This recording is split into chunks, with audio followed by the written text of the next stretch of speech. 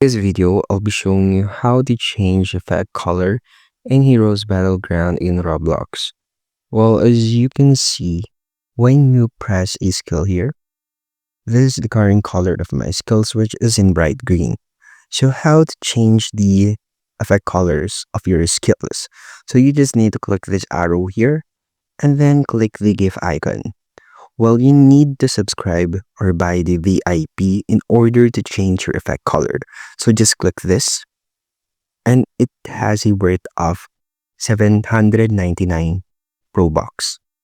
So close this tab and then click this arrow icon again and then click the settings here.